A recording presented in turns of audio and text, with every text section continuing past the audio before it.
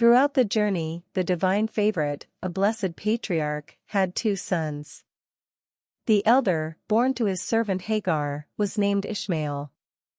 The second son, born to his legitimate wife Sarah, was named Isaac. My dear ones, the promised land for the descendants of Abraham was a land of deserts and olive groves, bathed by the waters of the Jordan River. Over the centuries, this land became known as the Holy Land, the stage for the great dramas of the Bible, a territory revered by the world's three major religions. But here, on the Journey, the Divine Favorite channel, we will uncover a secret that goes beyond the sacred pages. The descendants of Abraham, Arabs, and Jews, despite their similar appearances, languages, and cultures, now find themselves entrenched on opposing sides on the international political stage. This, my friends, is a story that goes beyond the religious accounts of the Torah, the Jewish holy book, which identifies Isaac as the forefather of the Jews, and the Quran, which traces the genealogy of the Arabs back to Ishmael, Abraham's firstborn. But here, where reality meets faith, there is an incredible scientific consensus. In the year 2000, scientists from different parts of the world collected the chromosomes of 1,300 men from both Arab and Jewish ethnicities in more than 30 countries. The conclusion of these studies revealed a fascinating secret: Arab and Jewish DNAs are identical. Both nations descend from the same tribe that lived somewhere in the Middle East around 4,000 years before Christ. They are not just cousins, they are genetic brothers. But, my friends, the story of brothers is not always peaceful. English, French, Germans, and Italians, all descendants of ancient Germans, spent centuries massacring each other before achieving lasting peace. And here, in the Middle East, Arabs and Jews enjoyed a creative coexistence that produced pearls of art, tolerance, and philosophy.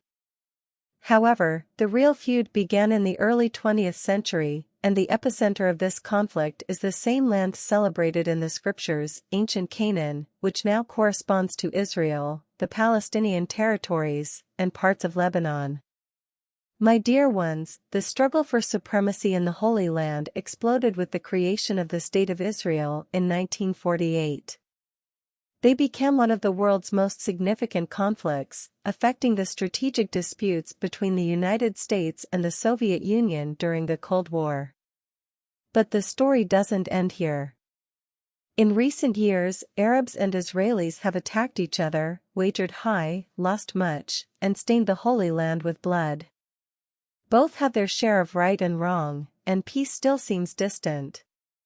Around 2000 BC, the Holy Land was inhabited by various tribes that fought each other for sources of water and pasture.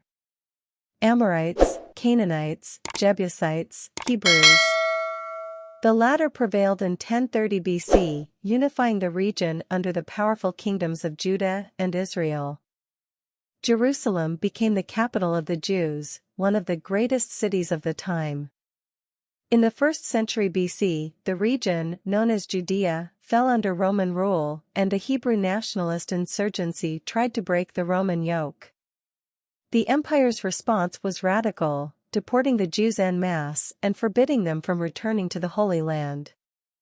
This, my dear ones, marked the beginning of a diaspora that spread thousands of Jews around the world, from Europe to other regions of the Middle East and even in China. Ancient Judea was conquered by Islam, and the Arabs named the region between the Jordan River and the Mediterranean Sea Philistin, corresponding to what is now Israel, the Gaza Strip, and the West Bank. The story continued to unfold over the centuries. However, the real political earthquake occurred in the early 20th century with the collapse of the Ottoman Empire. This empire, which ruled much of the Middle East, collapsed, and the European powers carried out its division. This culminated in 1919, after World War I. But the conflicts didn't stop there, my friends. The British declared support for the idea of Zionism in 1917, paving the way for the creation of a Jewish state in the region. British support and the revelation of the Holocaust after World War II swayed world opinion in favor of creating a state for the Jews, which happened in 1947. However, the decision triggered an immediate war between Israel and its neighboring countries. These conflicts culminated in 1967, in the Six-Day War, when Israel expanded its territory, taking the Gaza Strip from Egypt and the West Bank from Jordan. The Palestine Liberation Organization declared its independence in 1988, recognized by Israel in 1993. My dear ones, the story continues, and the hope for a better and more peaceful future is still alive. We can change, grow, and learn from the mistakes of the past. Lasting peace between Jews and Arabs is possible and is in our hands.